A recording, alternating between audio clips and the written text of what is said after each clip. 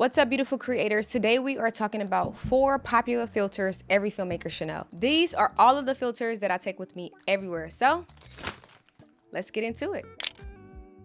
The first is going to be the variable neutral density filter, aka your variable ND filter. So these filters are actually used to reduce the amount of light that is coming into your lens. So pretty much they're sunglasses for your lens. When you put sunglasses on, it gives you kind of like this darker shade, and that is pretty much what variable ND filters do for your lens, which is great if you're always shooting outside and it's just too much light and you don't want to stop down, you want to have a wider aperture. These are great.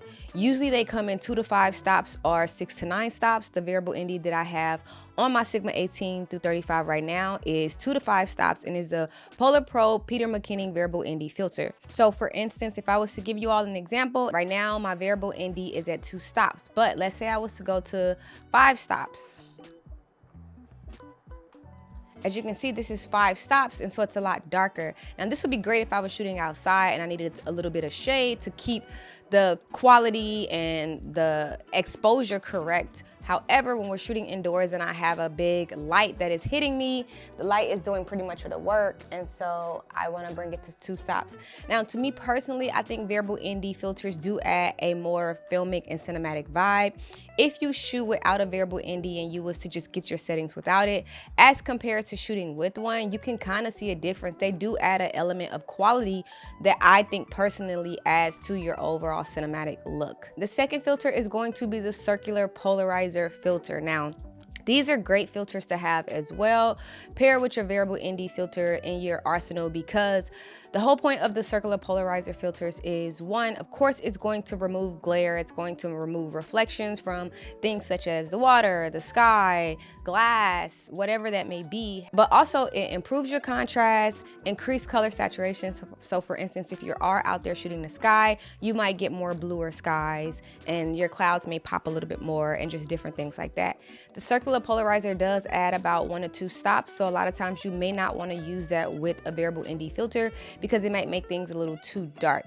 Also, what I have noticed with trying to use both is that I do get a different color cast when I'm trying to use both.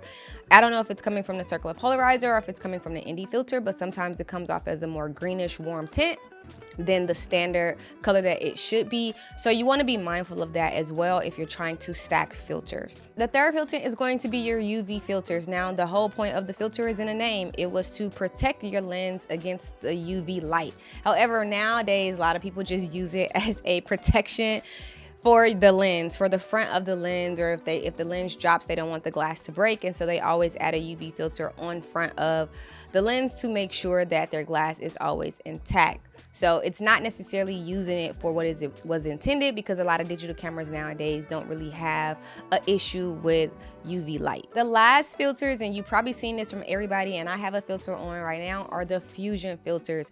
These filters come in various strengths and they come in various characteristics. You probably heard of them before. They're glimmer glass, they're pearlescent.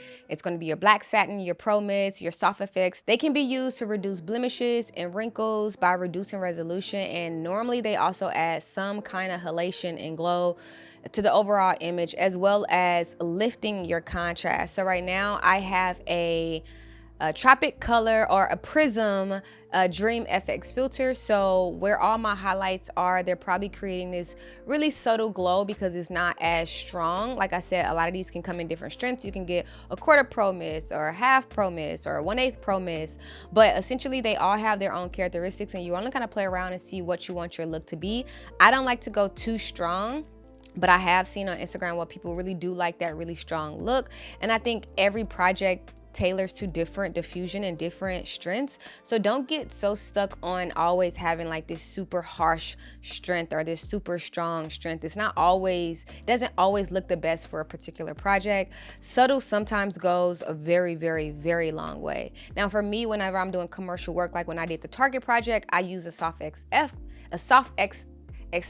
FX filter, which does not have a lot of halation, but it does reduce a lot of the resolution, so you still get more of a softened overall aspect for women or any, you know, like for your blemishes and your wrinkles. Now I like to use a diffusion triangle because that allows you to see all of the Diffusion filters and what characteristics they have. So you have pretty much 3 different characteristics. You have your halation, you have your contrast, and you have your resolution. And you can see where each filter is going to fall along the lines of the characteristics. So as we can see, Pro Mist is all the way up there with halation, which is why a lot of people use, a lot of social media content creators use Pro Mist because they want that halation. However, if you're watching, you know, the shows, the Home Depot shows where it's like Fixer Up, or they don't like halation, but they might use a soft FX because it does still give you like a softer diffused look.